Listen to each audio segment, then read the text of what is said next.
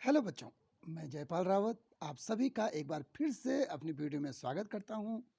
आइए आज बात करते हैं जवाहर नवोदय, राजी नवोदय और सैनिक स्कूल में आने वाले गणित के कुछ महत्वपूर्ण प्रश्नों पर। मेरे पास भिलंगना विकासखंड टिहरी गढ़वाल का एक प्रैक्टिस पेपर है।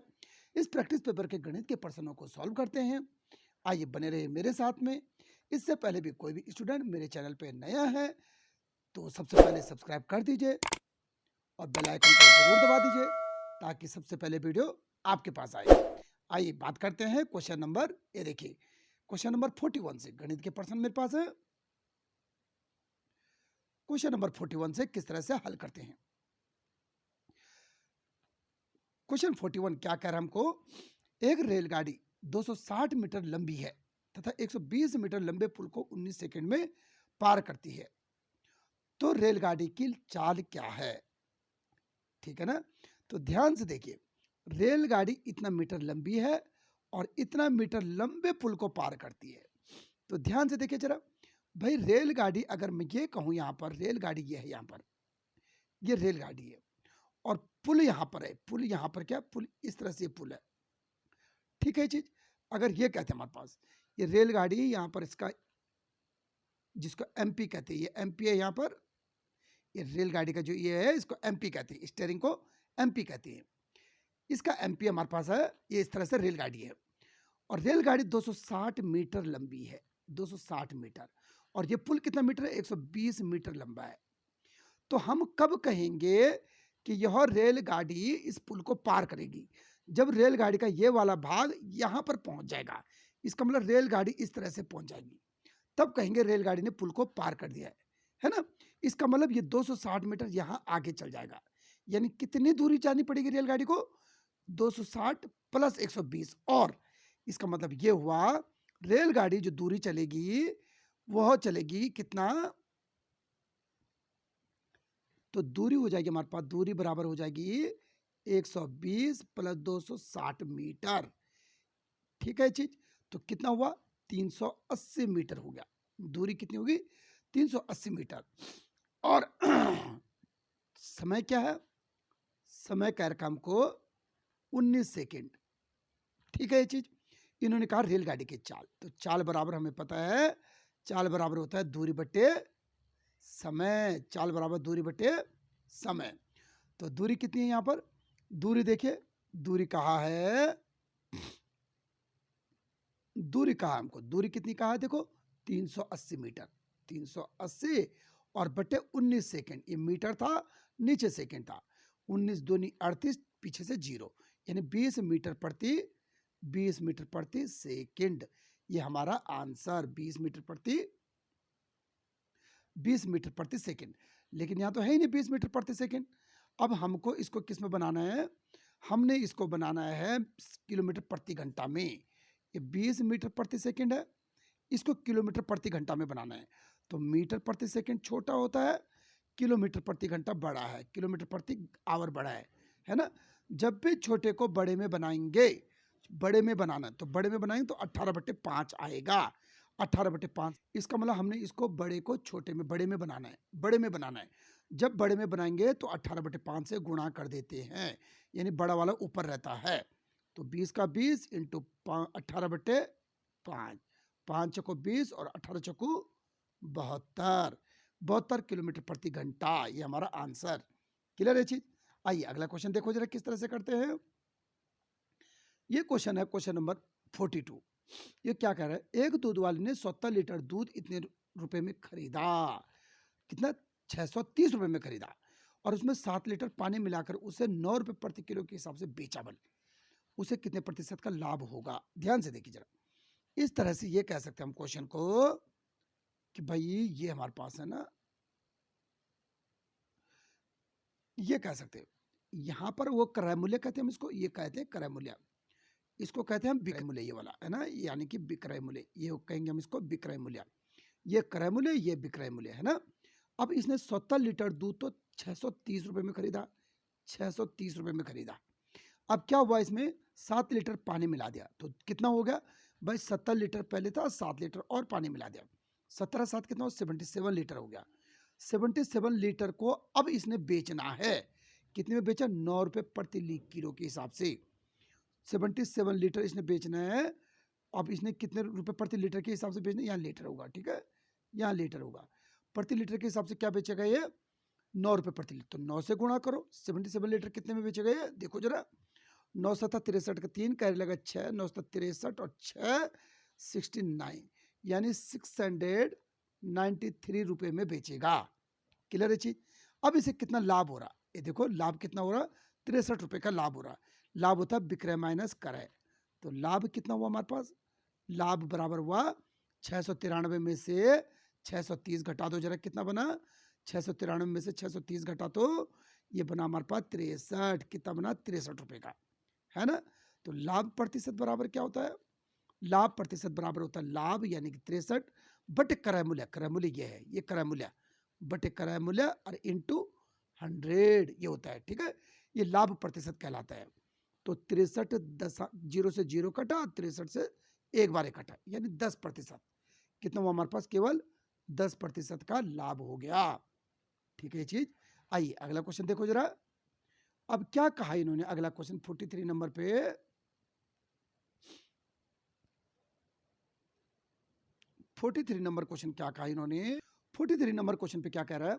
एक घनाभ आकार के डिब्बे जिसमें 30 सेंटीमीटर लंबा, 25 सेंटीमीटर चौड़ा, इतना ऊंचा है, 5 सेंटीमीटर भुजा के कितने डिब्बे बनाए जा सकते हैं?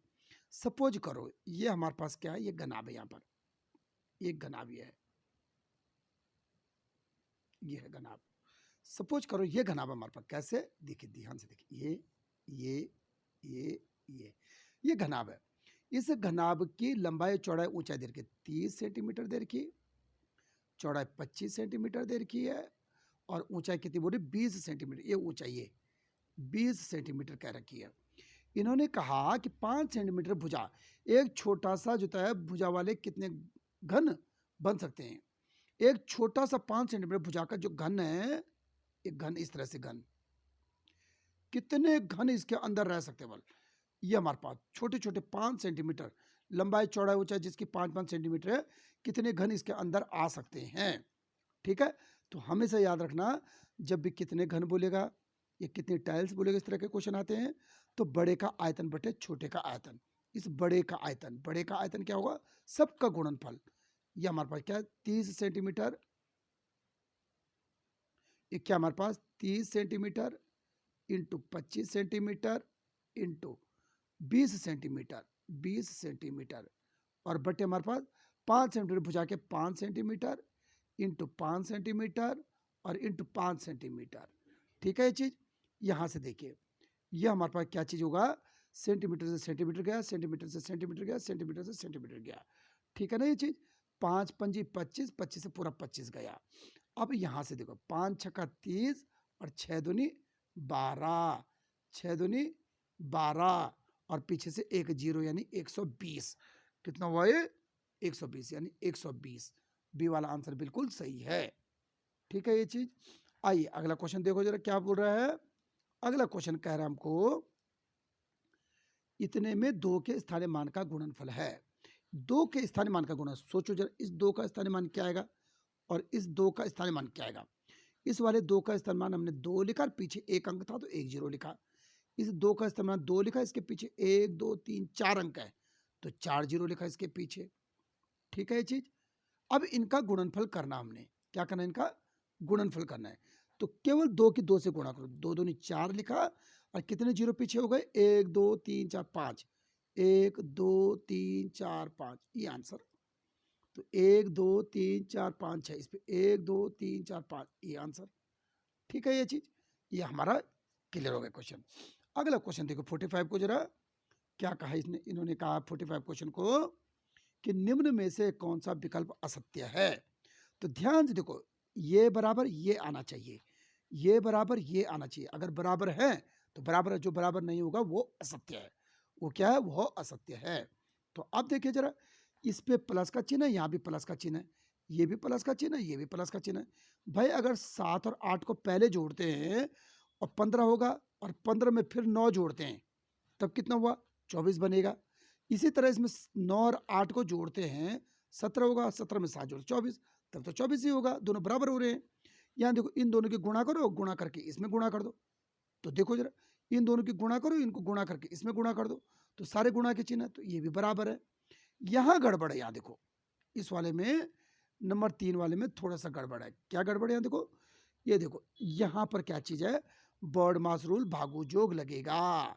हम कहते हैं भागु जोग, क्या कहते हैं, भागु जोग। तो भागु मतलब भाग, सबसे भाग तो है नहीं इस तरफ, तो गुणा है यहाँ पर। गुणा किस किस के बीच है, इन दो के बीच में, इन दो के बीच में। पहले 7 लिखेंगे, प्लस 9 8 72 बनेगा। अब इन दोनों को जोड़ो जरा, 79 बन गया। इस तरफ तो 79 आ रहा है। अब इस तरफ की बात देखते हैं जरा क्या आता है। 8 7 15 बना ब्रैकेट के अंदर, और इंटू यहाँ पर क्या, ये इंटू 9 7 16 आ रहा। अब इनके आपस में गुणा करो तो ये क्या 79 आएगा, 16 पंजी 80 का जीरो कर लेगा, 8 16 कम 16 और 8 24, ये 240 आ रहा है। इसका मतलब ये दोनों बराबर नहीं है। आंसर यही है, आंसर नंबर सी बिल्कुल सही है। ठीक है ये चीज। आइए अगला क्वेश्चन देखो जरा, क्वेश्चन नंबर 46 देखिए जरा क्या बोलता है। देखो जरा, इतने का एलसीएम का अंतर, एलसीएम तथा एचसीएफ का अंतर बताओ। तो एलसीएम तथा एचसीएफ का अंतर बताओ। देखो ध्यान से देखो, हमें पता है ये छोटी संख्या है, इस छोटी का भाग इसमें जाता है, इसका मतलब इन दो का एलसीएम तो 90 ही आएगा, तो इसको काट दो, इन दो का एलसीएम लो केवल। ठीक है, इन दो का एलसीएम ले सकते हैं। तो 90 और 36 का एलसीएम क्या होगा, 90 और 36 का कैसे होगा, देखो जरा, 2 से ये 45 बार जाएगा, ये 18 बार जाएगा, 2 से फिर से ये 45 का 45 रहेगा, ये कितनी बार जाएगा, ये 9 बार जाएगा। फिर 2 से, ये 2 से नहीं जाता, 3 से, 3 3 15 3 45, 3 3 9, फिर 3 से, 3 5 15, 3 कम 3, फिर 5 से, यानी कि 5 का 5 कितना आ रहे हैं, 2 दूनी 4 और 4 पंजी 20। अब 20 नंबर 180, 20 नंबर 180, तो एलसीएम है ये, एलसीएम। अब एचसीएफ देखो जरा, एचसीएफ यानी 90 में 30 का भाग जाता है, तो 30 तो एचसीएफ आएगा ही आएगा। 30 छोटा लेते हैं, एचसीएफ के लिए छोटा लेते हैं। 30 और 36 का एचसीएफ लेना है। 30 और 36 का एचसीएफ लेना है। 30 और 36 का एचसीएफ क्या होगा, 30 और 36 को ऐसी बड़ी से बड़ी संख्या जिसका इन दोनों में भाग चल जाए, ऐसी बड़ी से बड़ी संख्या क्या है, 6 है। 6 का भाग इसमें 5 बार जाता है, 6 का भाग इसमें 6 बार जाता है, तो 6 इनका एचसीएफ है। एचसीएफ क्या आएगा, 6 आएगा। इन दोनों का अंतर, तो घटाओ इसको, 180 में से 6 गया तो 180 में से 6 गया तो 174, 174 आंसर। ठीक है ये चीज। आइए अगला क्वेश्चन देखो जरा, एक और ध्यान से देखो जरा इस क्वेश्चन को, ये क्या कह रहा है, ये कह रहा है हमको इतने रुपए का 5% साधारण ब्याज की दर से 10 वर्ष 6 माह का मिश्र धन क्या होगा। मिश्र धन बोलते ए को, और मिश्र धन क्या चाहिए हमको, ए। तो ए बराबर क्या होगा, पी प्लस एस आई। इसका मतलब हमें ए के लिए एस आई जरूरी है, पी तो हमें गिवन है, एस आई चाहिए। तो एस आई बराबर क्या होगा, P into R into T by 100। S I बराबर क्या होता है, P into R into T by 100। ध्यान से देखो, पी बोलते इस वाले को जो पहले पैसा दे रखा है 6000 को, और आर किसको बोलेंगे, प्रतिशत। ये हमारे पे कितना प्रतिशत है, 5% है, 5। और टी किसे बोलेंगे, 10 वर्ष और 6 माह यानी 10.5 वर्ष। इसको कहेंगे 10 सही 1/2 वर्ष, है ना, बटे 100, ऐसे कह सकते हैं इसको। 1 2 1 2 कटा ये चीज। अब यहाँ देखो, यहाँ से 60 बचा, इंटू 5 बचा, इंटू 10 दूनी 20 है, 21/2 बनाइए। 2 से काटो इसको, 2 से 30 बार कटा। अब ध्यान से देखो जरा कितनी बार कटा, 5 कम 5, 5 दूनी 10 और इंटू 30, ये बनाना। 3 से कटो जरा इसको, कितना बना, यह 3 5 15 का 15 और 3 कम 3 यानी 3150। 6000 था, हाँ 3150, तो ये तो हमारे पास 10 वर्ष में।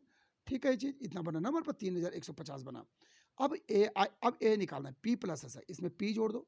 पी कितना है, पी हमारे पास ये है 6000, पी जोड़ो इसमें भाई, यानी 3150 में इसको जोड़ दो, 6000 को जोड़ दो, कितना है, 0 का 0, 5 का 5, 1 का 1, 6 3 9, 9150, 9150, 9150 रुपया।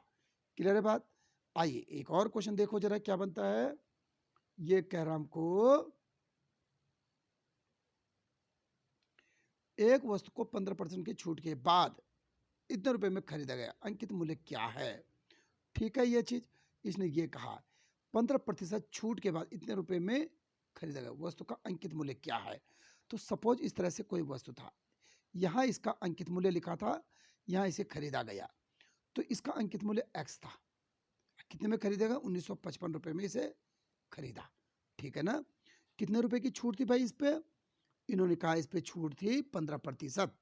अगर ये हमारे पास 1955 की वस्तु होती है 1955 में बेचता तो तब तो 100% में बेचा इसको, लेकिन 15% कम में बेचा इसको। 15% कम मतलब 85% पर बेचा। ठीक है, 85% पर बेचा। इसका ये मतलब हुआ कि इन दोनों का गुणा जो है इसके बराबर होगा, यानी x इंटू 85 और प्रतिशत का मतलब 1/100 और बराबर 1955। ठीक है चीज, 5 से काटो जरा, 5 17 पंजी 85 17 और 5 दूनी 10 जीरो का जीरो, कर सकते हैं हम इसको। अब इसकी गुणा यहाँ कर दो, 17 को नीचे लेके आ जाओ, x बराबर आया हमारे पास 1955 आया, इंटू गुणा 20 हो जाएगी ऊपर और बटिए 17 नीचे आ जाएगा 17। 17 का भाग दो इसमें जरा भाई, अगर मैं 17 का भाग देता हूँ 1955 में तो कैसे आएगा, 17 एकम 17 आएगा, 2 25 आएगा, 17 एकम 17 आएगा, फिर 15 में से 7 गया 8 आएगा, 5 17 पंजे 85, 115 आएगा। कितना आएगा, 115 ये आया और इंटू 20 ये है, तो इससे 115 बार कटा। अब 115 दो नहीं कितना होता है, 230 होता है और पीछे से जीरो, यानी 2300 रुपया, 2300 रुपया। ठीक है ये चीज है ना। हाँ, अब यहां से देखो जरा, क्लियर है। एक और देखो जरा, एक क्वेश्चन क्या कहता है हमको, इतने के गुणनफल में इकाई का अंक क्या है। जब भी ये इकाई का अंक बोलेगा तो आपने केवल इकाई का अंक लेना है, ये इकाई, ये इकाई, ये इकाई, ये इकाई। इकाई का अंक लो जरा, 9 इंटू 6 इंटू 8 इंटू 5 ले लिया इकाई का अंक। इन दोनों को जोड़े बना, 9 छक्का 54 और इंटू इन दोनों को गुणा करो, 8 पंजे 40। अब इकाई का अंक लो इसका 4, इसका इकाई का अंक लो 0, 4 जीरो का 0, तो इकाई का अंक क्या आएगा 0। पहला आंसर सही है। ठीक है ना। एक और देखो जरा लास्ट क्वेश्चन, ये क्या बोला है, ध्यान से देखिए जरा, है ना। ये कह रहा है किसी बल्लेबाज के 10 पारियों का औसत 32 रन है, तो इसका क्या मतलब होता है, पहले इस चीज को ध्यान से समझ लो। 10 पारियों का औसत 32 रन, इसका यह मतलब हुआ जब उसने पहली पारी खेली, दूसरी पारी खेली, तीसरी, चौथी, पांचवी, छठी, सातवीं, आठवीं, नौवीं और 10वीं, जब इसने 10 पारियां खेली तो इन 10 पारियों में कितना औसत था 32। इसका मतलब इस पारी में भी 32 रन है, इसमें भी 32 रन है, इसमें भी 32 रन, इसमें भी 32 रन, इसमें भी 32 रन, इसमें भी 32, इसमें भी 32, इसमें 32, इसमें 32, इसमें भी 32 रन। इसको बोलेंगे कि हम 10 पारी में उसका औसत क्या है 32 है, यानी 10 पारी में उसके बराबर 32 रन है। ठीक है। अब बोल रहा है कि उसे अपने औसत को 4 रन अधिक करना है, यानी इस 32 की जगह उसे 4 और ज्यादा करना है, 32 प्लस 4 और करना है, यहाँ 32 प्लस 4 और करना है, यहाँ भी प्लस 4 और करना है, सब जगह 4 प्लस करना है। करने के लिए कितने रन की आवश्यकता, यानी अगली पारी जो 11वीं पारी आएगी उसे कितने कितने औसत चाहिए, फिर 36 का औसत चाहिए, 32 4 36। इसका मतलब ये 36 तो होगा ही होगा 11वीं पारी में, ये 36 रन तो बनाने हैं, और साथ में इन पे भी 4 रन और जोड़ने पड़ेंगे। तो 10 पारी में 4 रन और 10 चक्कू 40 रन और 40 प्लस अरे 36 और 40 से 36 कितना हुआ, 40 और 36 हुआ हमारे पास 76, यानी 76 रनों से अगल बनाने पड़ेंगे। कितने बनाने पड़ेंगे, 76 रन बनाने पड़ेंगे। क्लियर है। उम्मीद है आपको वीडियो पसंद आई होगी, तो लाइक भी करोगे, सब्सक्राइब करोगे और अपने दोस्तों को जरूर शेयर करोगे।